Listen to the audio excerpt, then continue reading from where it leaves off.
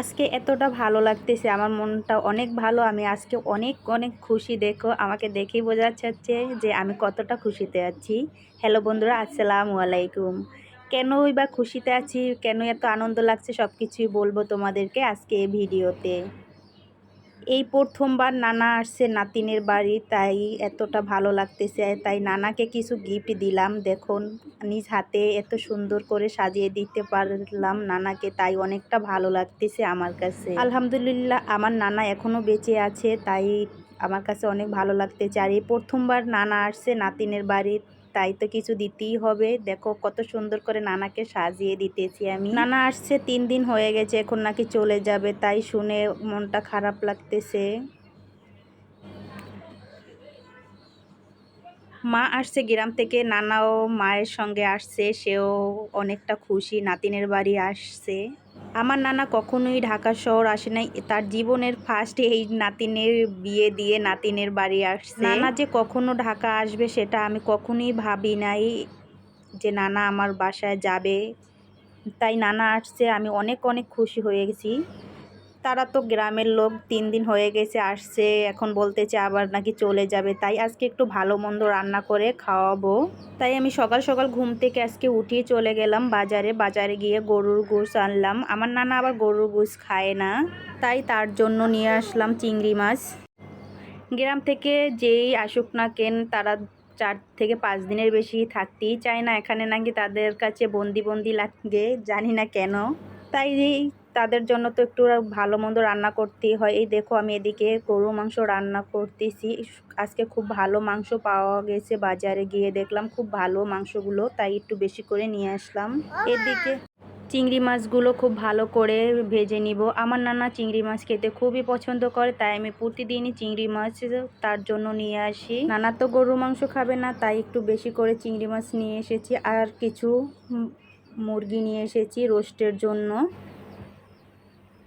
এখন চিংড়ি মাছগুলোতে মরিচের গুঁড়ো দিয়ে দিব, হলুদের গুঁড়ো, একটু ধনিয়া গুঁড়ো আর কিছু কাঁচামরিচ দিয়ে দিয়েছি, স্বাদ মতো লবণ দিয়ে খুব ভালো করে এটাকে ভেজে নিতে হবে। তো এদিকে হচ্ছে করলা ভাজি করতেছি। গরমে করলা কিন্তু খুবই ভালো লাগে খেতে, আর আমার বাসায় তো 30 দিনে 25 দিনই করলা ভাজি থাকবে। গরমের ভেতরে করলা ভাজিটা আমাদের বাসায় সবাই পছন্দ করে। এদিকে দেখো তোমাদের সাথে কথা বলতে বলতে কিন্তু মাংসটা একদম সফট হয়ে গেছে।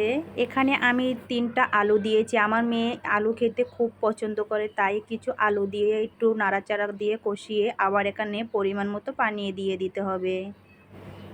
মাংসের কালারটা কিন্তু খুবই ভালো হয়েছে, দেখো কত সুন্দর একটি কালার এসেছে। আর এদিকে দেখো আমি রোস্টের মুরগিগুলো পরিষ্কার করে ধুয়ে নিয়েছি। রোস্টের মুরগিগুলোতে আমি একটু লবণ মাখিয়ে রেখে দিয়েছি পানি ঝরানোর জন্য। দেখো একটি একটি করে কিন্তু আমি সবগুলো রোস্টের মুরগিগুলো ভেজে নিয়েছি। একদম কড়া করে ভেজে নেওয়া যাবে না, তাহলে কিন্তু খেতে ভালো লাগবে না, একদম শক্ত শক্ত হয়ে যাবে। এদিকে আমি আবার পোলাওটা বসিয়ে দিব, সেজন্য পেঁয়াজটা ভেজে নিচ্ছি। আজকে রান্নাটা কিন্তু খুব সকাল সকাল করে রান্না করতেছি, তাই তাড়াতাড়ি হয়ে গেছে। এদিকে আমি রোস্টটা ভেজেও চুলা থেকে নামিয়ে নিয়েছি, আর রোস্টটার জন্য মশলা ভালো করে ভেজে নিব। যত ভালো করে মশলাটা ভাজা যাবে ততই খেতে রোস্টটা টেস্টি হবে। মশলার উপর ডিপেন্ড করবে তোমাদের রোস্টটা কতটা টেস্ট হবে।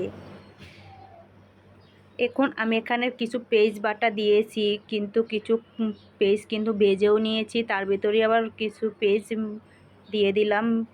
এটা আমি ছোট ছোট করে কেটে ব্লেন্ডারে ব্লেন্ড করে নিয়েছি। আর এদিকে কাঠবাদাম, কাজু বাদাম, পোস্তদানা, সেটাও আমি ব্লেন্ডারে ব্লেন্ড করে নিয়েছি। এখানে সব মশলা দিয়ে একটু ভালো করে কষিয়ে নিতে হবে, খুব বেশি সময় হাতে নিয়ে কিন্তু এই কাজটা করতে হবে। রোস্টের মশলা এখন দিয়ে আবার কিছুক্ষণ আমি ভেজে নিব। এদিকে হচ্ছে দেখো পোলাওটার কিন্তু পানিটা অনেকটা শুকিয়ে গেছে। এদিকে আবার মশলাটা যেন নিচ থেকে লেগে না যায়, সেদিকে আবার একটু নাড়াচাড়া করে নিয়ে তারপরে পানি দিয়ে রোস্টগুলো তাতে দিয়ে একটু চুলাটা হাই হিটে দিয়ে বলক তুলে নিলাম। এর ফাঁকে আমি একটু সালাদের জন্য টমেটো, কাঁচামরিচ, লেবু এগুলো কেটে নিব, সেজন্য একটি পাতিলে পানি নিয়ে নিয়েছিলাম। আমাদের বাসায় মেহমান আসলে তাদের যাবার 1-2 দিন আগে এভাবে করে রোস্ট, পোলাও, মুরগির মাংস, ডিম এগুলো থাকবেই। মাছ যাই করো না কেন, গরুর মাংস অনেক কিছুই খাবারের আইটেম করা হয়, কারণ তারা তো যাবার দিনকা তেমন কিছুই খেতে পারে না। এই তো সালাদটা রেডি হয়ে গেছে, এদিকে সব কিছুই রেডি হয়ে গেছে। কি কি রান্না করলাম সেটাই দেখিয়ে দিব। এই দেখো গরুর মাংস কত সুন্দর একটি কালার এসেছে আর একদম সফট হয়ে গেছে। আজকের মাংসটা খেতে খুবই ভালো লাগছিল। এদিকে চিংড়ি মাছ আর হচ্ছে সালাদ, দেখতেই পাচ্ছ পোলাও, রোস্ট সব কিছু তোমাদেরকে একটু দেখিয়ে দিয়েছি। করলা ভাজিও আছে সঙ্গে। আজকে সব কিছু নিজ হাতে নানাকে করে খাওয়ালাম, তাই খুব ভালো লাগতেছে। নানাকে সব কিছুই আমি নিজ হাতে খেয়ে দিচ্ছি। ওই যে দেখো